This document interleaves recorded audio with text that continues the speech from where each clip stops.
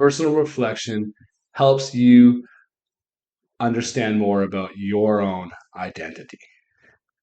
You'll look at your successes, some failures, or other experiences in life and understand how these difficult times have made us stronger. We will examine our connection to our neighbors and how our lives are similar or different from people from other cultures or countries. And finally, amidst this wonderful process, we will look at our connection not only to our environment, to the people around us, but also in terms of global perspective and our role in this global village that we live in. If you haven't done personal or self reflection yet, for school, for work, even for fun, um, check out this lesson. I think there's a lot that you can gain from it.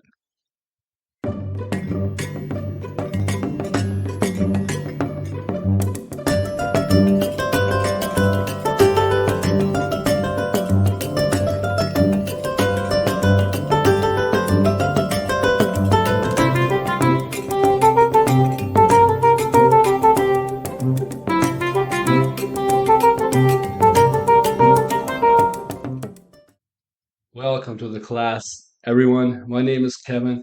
I am an English teacher and writer. These little videos are all about simple yet effective study tips that will help improve your speaking and writing proficiency. If you haven't done so, feel free to subscribe, like, share. Any of that goodness is uh, is invaluable to me. Our topic today, personal or self-reflection.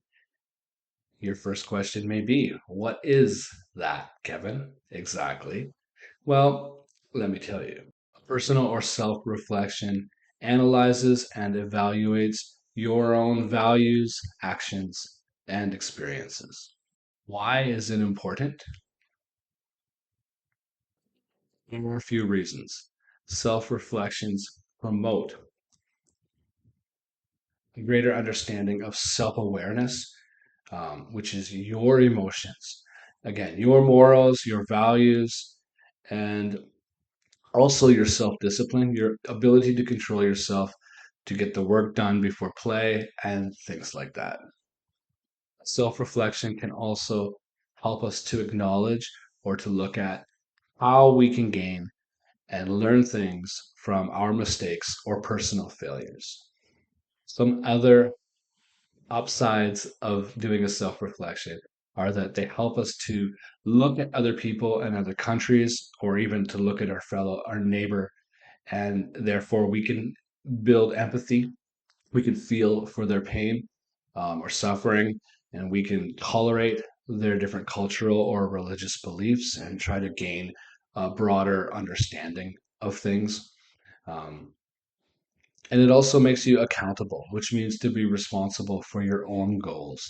If you kind of look at where you want to be, your picture of success, by doing so, you're also coming up with the steps. And it's really, really important that if you set goals for yourselves, you set these steps, then you want to see them through. You want to make them a reality by taking action. Now that we have a simple understanding of the benefits of a self-reflection, we are looking at the main study tips or goals for today. We want to practice being completely honest. It doesn't matter if we're talking about bad things or good things. It's really important just to share your true emotions. In doing so, we're also going to look for broader connection. So we're not just thinking about ourselves, but we're thinking about our connection and how our experiences relate to people around us and even people in different countries. On that same note, we're trying to imagine or understand other people's values, other people's perspectives, their point of view, and where they are coming from, which helps us, again, to understanding helps us to work together and get along and live peacefully together in this global village that we are in in 2025. We are going to look at some key vocabulary, which is obviously a wonderful thing for you always to be growing in your lexical range. Um, Identity, spirituality, humility, empathy, holistic, and perspectives. I think the first word that we really need to define and take a look at is spirituality because it can definitely mean different things to different people. I think the greatest misconception or understanding about this word is that people connect it automatically to religion. And it doesn't necessarily have to be that way. You don't need to belong to any church or organized religion to have spirituality. It's really the belief in something that's greater than you in this world. It can be a God, or it could also be a connectedness to living things in nature. Um, it can also be spiritual or cultural values, such as karma, the belief that if you do good things will come to you. That's called karma. So that's a spiritual belief. And it could also be something like collectivism, which is a belief that some countries, some Asian countries might have, where you kind of put the community, you say the family and the community, those things are more important than the individual. Excellent.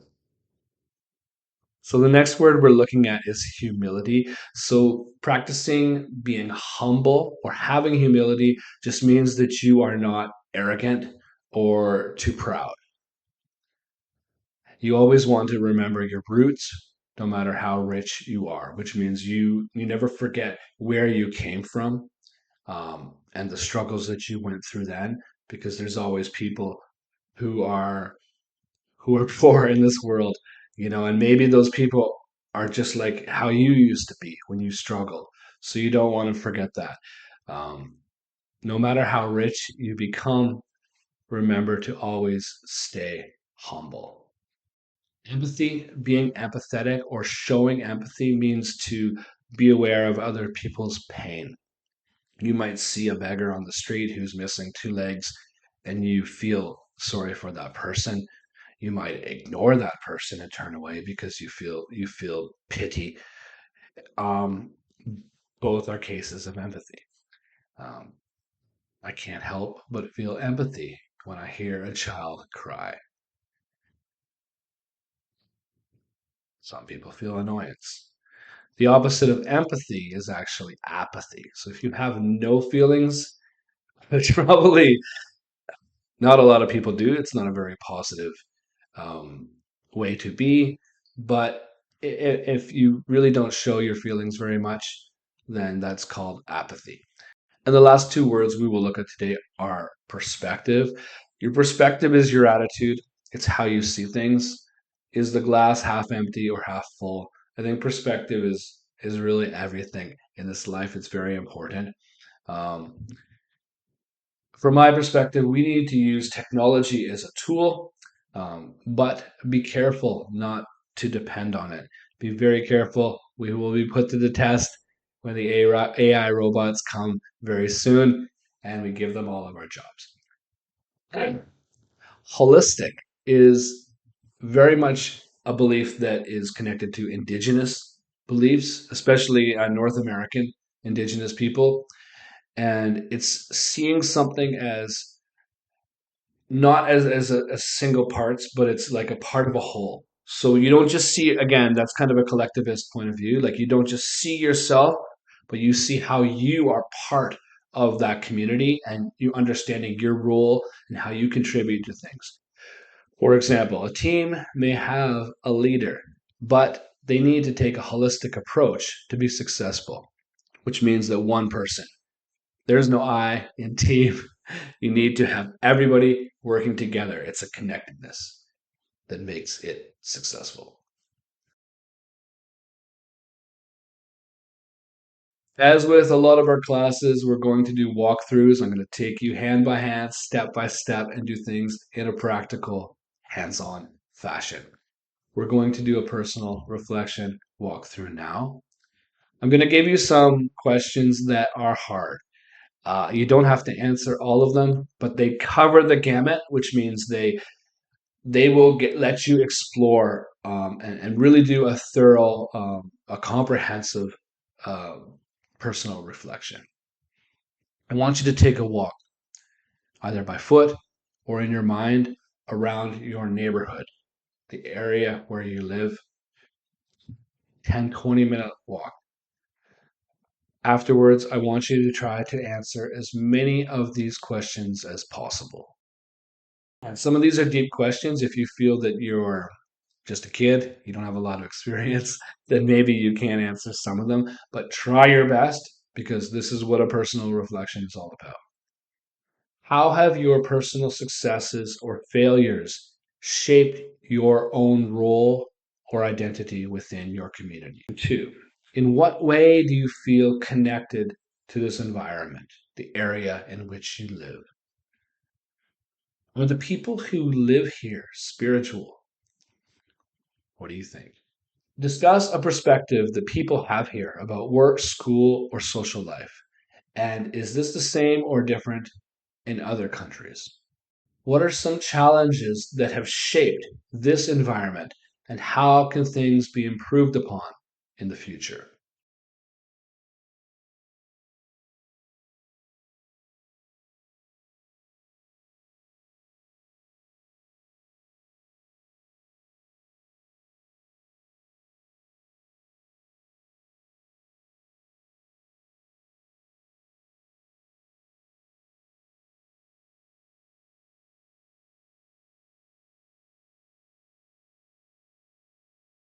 And again, keep in mind a self reflection is really an opportunity for you to practice sharing your perspectives, experiences, and values, exploring your identity, finding a connection to the environment.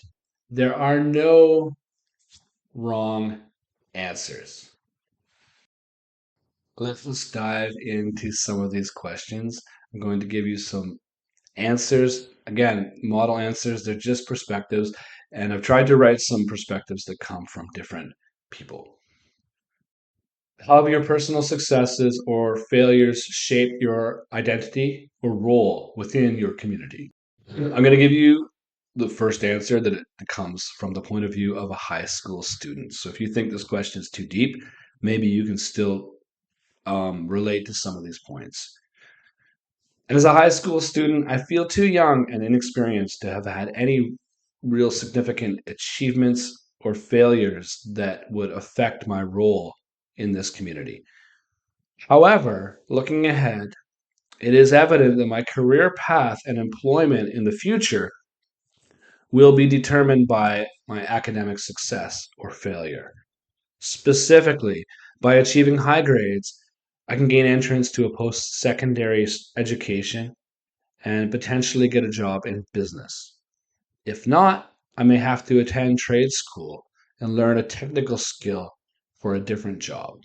So, even though this individual doesn't have a lot of life experience, they're just a student, they have the foresight, um, he or she has the foresight to look ahead and say, well, my grades will affect my education, the path, my educational path, and that will actually end up impacting what career or job I do have in the future within my community. Uh, in what way do you feel connected to this environment? This is told from the perspective of maybe a young adult who has some work experience, but not too much, is just kind of breaking out into the world. As I stroll calmly through the crowded night market during Spring Festival, I see how I am alone but not lonely. I feel empathy towards an old beggar and give him some spare change. Soon enough, I will be crammed onto a bus in the morning commute, caught up in the struggle to make rent and survive. Some of us cannot work. We are broken mentally or physically. No matter how well I do in this life, I cannot lose my humility. The city and I have a holistic relationship. I'm part of its pulse in good times and bad, trying to do the best I can to live life to the fullest to make my family proud and help others along the way. Same question here, but a different perspective from a parent. While my son and I both share a bond with our natural environment, his wide-eyed perspective seems more attuned to the intricacies of nature than I. He fingers and marvels at the shape of a stick, wanting to bring it home because it is more special than the others. Back to the trail, heading north towards the harbor front and shipyards, where they erected mighty boats 100 years before automobiles slowly became the preferred choice of transport. Here at the harbor, by the abandoned grain elevator, sits Georgian Bay, freshwater bay not far from Wasaga, the largest freshwater beach in the world, where many a time I have sat along the crystal clear shores and watched water carve stone. Okay, that's my perspective, and this is taking place in the community in which I was born and raised. And I'm going to continue here. This is actually some more of my perspective and a little walk that I took that helped me to have this personal reflection. As I walk on this winter day, hearing the crunch of snow accentuated in this silence, I think about my hopes that this land and this neighborhood we have invested in will nurture and embrace our son in a manner by which he gains affinity with the natural world. A place where he can learn to ride his bike along the trail this summer, to walk along the pretty river in search of salmon, to plant vegetables in the community garden and take pride in their cultivation and freshness, or simply running the soil between his fingers. I don't know for sure, but from my perspective, it doesn't seem as though many residents in my neighborhood follow any organized religion. Some will go to temples and they probably have a routine, just like Westerners attend Sunday's church service. However, for the most part, people today seem to be in such a hurry to get to work or school. No matter where I go, I see people with their heads buried in their phones, perhaps in ways we have become too distracted by business and technology. Consequently, our attention spans have been reduced and we have lost our true spirituality, which is our connection with nature. People need to take time to exercise outdoors or even be alone in a forest or by the shore of a great body of water. Only by slowing down and filling our senses with nature can we regain our spirituality and find peace of mind. Next question. Discuss a perspective that people here have about work, school, or social life. Is this the same as other countries? In my hometown, high school kids often get part time jobs to have extra pocket money or even save for a car or university tuition. From my understanding, this is quite a contrast from Asian nations, where there is such competition among students to get high grades so that teenagers have no spare time for employment. Let's keep going. Last question here, everyone. What are some challenges that have shaped this environment, and how can things be improved in the future? Newly added subdivisions all over my hometown have begun to destroy the habitats of wildlife and pave over large spaces of land once reserved for hiking and bike riding. Since the contribution of trees and oxygen cannot be measured in dollars, economic and residential growth has taken precedence over the preservation of nature. As the population here increases, the local government must take measures and implement zoning restrictions to protect the natural environment. An additional repercussion of rapid development in this town, my hometown, is that it has resulted in a shortage of water supply, and the town has allocated millions to construct a new water treatment plant. And here's another short answer that also actually connects to my perspective and the town in which I live. This is a tourist town where the local economy relies heavily on the service industry. However, high rent, inflation, and a limited amount of high paying jobs makes it difficult for the people who keep the economy going to survive here due to high living costs. Moving forward, reduced rent, grocery prices, interest rates, and increased wages may help more people to live here and not have to commute from surrounding towns. Try to set aside a few moments a day to self-reflect. Aside from going home and trying to answer even just one of the questions we dealt with today, there are other ways that you can reflect in a simple and very, very healthy manner. One is to count your blessings. Anytime life gets too tough, take a moment and count the things that you have that you are grateful for in your life. Sometimes we spend too much time and energy wanting things and not actually being appreciative of all the wonderful little things that we have in our lives. Consider how you can improve your perspective or attitude. You can always break your thoughts down into negative or positive. And if you are having more negative than positive thoughts each day, it's definitely not healthy for you. Do your daily actions reflect your morals? Do you say the things you do or tell yourself you should do?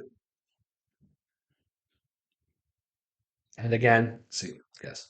Are most of your thoughts positive or negative? Take a moment to reflect and ask yourself some of these questions. You will find more peace and a healthy, a healthy heart. So again, here are the questions once more, and you can do one of them, you can do two or all of them. It doesn't really matter. It's up to you. Um,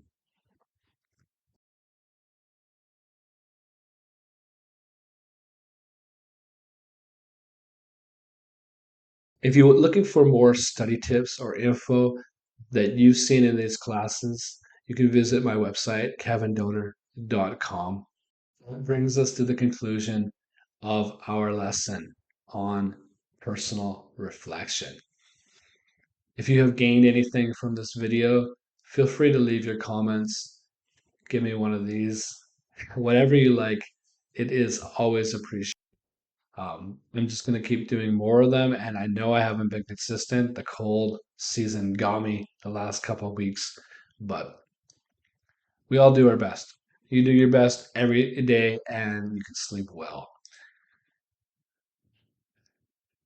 Take care of yourself, get lots of fluids, get lots of sleep and vitamin C, and fresh air. Get out into the winter. If you're not one for winter sports or outdoor activities, then learn chess, right? Get your 7-year-old son to teach you chess and to beat you like me, or do other things.